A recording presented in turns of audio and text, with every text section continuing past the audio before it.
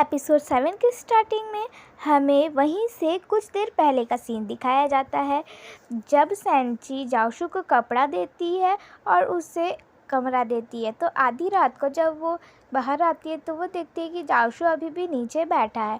तो फिर वो क्या करती है कि उसके पास चले जाती है और बोलती है कि तुम यहाँ अकेले क्यों बैठे हो, तुम तो मेरे भाई के सोफे में भी सो सकते थे, तुम्हें तो पसंद है ना। फिर वो उससे पूछती क्या तुम अपसेट हो, तो बोलते क्या मैं अपसेट हो सकता हूँ। तो बोलती है हाँ तुम हो सकते हो, तुम मुझे बताओ क्या रीज़न है, मैं अपने भाई को भी नहीं बताऊँगी। तो वो बोलता है मैं यहाँ बैठ जाती हूँ, तुम्हें इससे अच्छा लग सकता है। फिर वो बैठ जाती है उसके बगल में।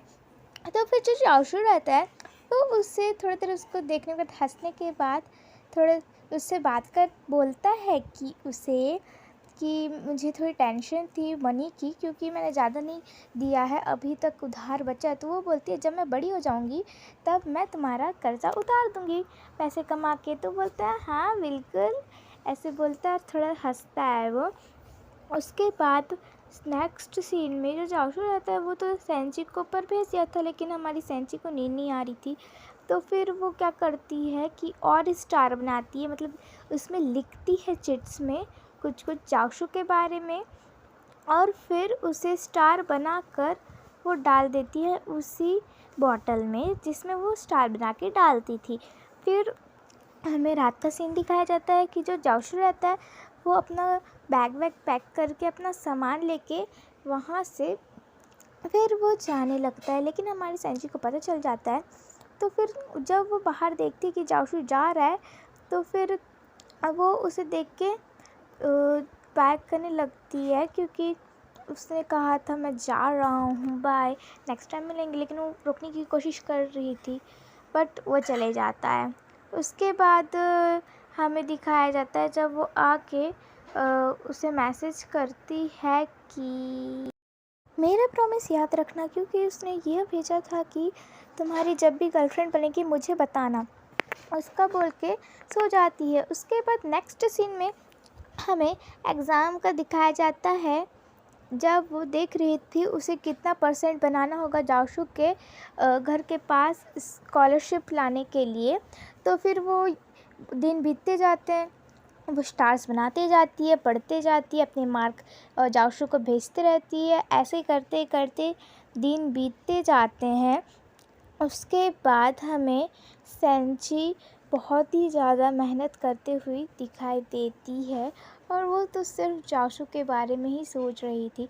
जब वो ऊपर से नीचे आती है तब उसका जो भाई रहता है वो किसी से बात कर रहा था कि जाओशू की नई गर्लफ्रेंड बन गई है। तो ऐसा र्यूमर्स फैल रहा है। तो ये सुन के जो हमारी सैंची रहती है बहुत ज़्यादा सैड हो गई थी। तो फिर वो कुछ सोचती है और किसी को मैसेज करती है।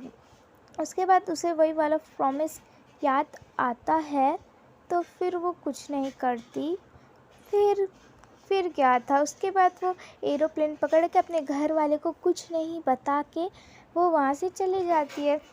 तो फिर उसके भाई का कॉल आता है, वो बोलता है तुम अभी कहाँ हो, जल्दी बताओ।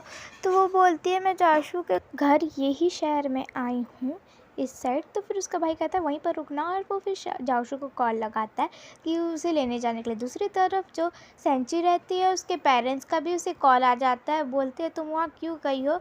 उनसे ऐसा बात ही होता है कि हमारी सैंची काट देती है। फिर वो जब देखती है कि एक लड़की जाशू के साथ आ रही है तो उसे लगता है ये वही ह्यूमर वाली गर्लफ्रेंड है। उसे लगता है कि सचमुच की उसकी गर्लफ्रेंड है और जाशू ने उसे नहीं बताया। तो वो जो जाशू रहता है वो उसे डांटने लगता है तुम यहाँ पर क्यों आई हो, बताओ किसे मिलने आई हो।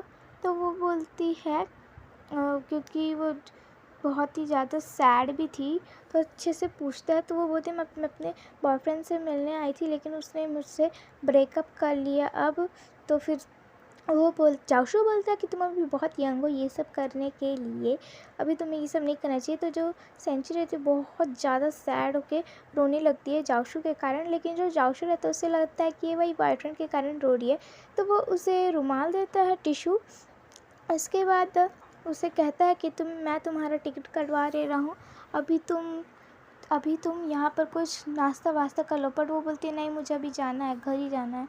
तो फिर ऐसा करके वो रोती रोती जाती है, बट जाशू को तो पता ही नहीं था। उसके बाद जो हमारी सेंचुरी रहती है वो कोने में जाके उन दोनों को देखती है और बहुत टूट फूट कर फिर रोने लगती है और वो वॉशरूम साइड जाकर बहुत रोती है। उसके बाद हम देखते हैं जब सेंची वॉशरूम से बाहर निकलती है तो जाशु बाहर वेट कर रहा था और वेट करते करते वो उससे बोलता है चलो मैं तुम्हें कुछ खाने के लिए ले जाता हूँ। बट वो फ़ोन पे टेक्स्ट करके करती है क्योंकि उसका दिल टूट गया था। वो बोलता है कि अभी तुम्हारा एरोप्लेन का टाइम हो गया है और तुम यहाँ आई थी किसी को बिना बताए, इसलिए ऐसा कभी भी मत करना। तो फिर वो उसे एक गिफ्ट देती है जो उसने ख़रीदा था टाई। तो वो जाशु को ये बहुत पसंद आता है। तो फिर जो सेंची रहती है वो टिकट का पैसा रखती नहीं है जो उसने किया था, उसमें पैसे वापस डाल देती है उसके पर्स में। फिर उसके जाने का समय आ जाता है। इसके बाद जो जाशु रहता है वो बोलता है तुम बहुत अच्छे से पढ़ना और बहुत अच्छे कॉलेज में जाना। तो फिर जो हमारी सेंची सोचती है उसे वही टॉय देने का जो जाशु ने इसलिए लिया था, बट वो कहता है ये तो तुम्हारे लिए था ना। बट वो कहती है नहीं ये मेरे तरफ से अब तुम्हारे लिए, बोल के वो वहाँ से चले जाती है थोड़ा मुस्कुरा के। बट वो अभी भी सैड थी। उसके बाद हमें कुछ सीन दिखाए जाते हैं यहाँ पर उस जहाँ पर जाशु और सेंची साथ में थे। उसके बाद वापस हमें दिखाया जाता है जब सेंची जो रहती है वो आ गई थी शहर में वापस रिटर्न उसके घर।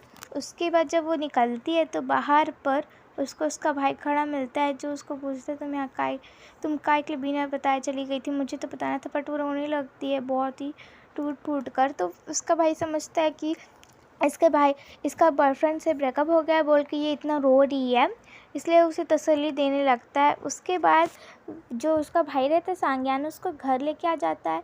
तो फिर जो उसकी मॉम रहती है उसको कुछ नहीं बोलती और उसके फादर भी उसको कुछ नहीं बोलते। तो फिर सेंचुरी पर चले जाती है और यहीं पर हमारे इस एपिसोड का एंडिंग होता है। Thank you for watching, like subscribe and share. Please subscribe कर देना मेरे चैनल को please. And bye bye bye. Thank you for watching. Good.